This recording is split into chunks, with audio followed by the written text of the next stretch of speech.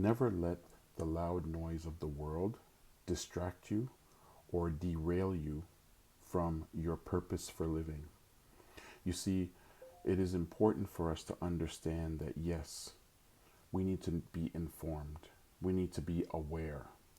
But what's happening to most people today is that they're mentally and emotionally, and to a certain extent physically, staying in that loud noise.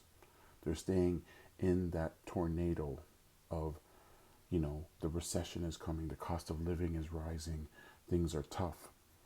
Listen, at the end of the day, we are human beings. We are meant to evolve and grow. But what ends up happening to most people is that when they stay in that whirlwind of negativity and uncertainty and fear and worry, they can't get out of it. So it's important to make sure that you get out of it.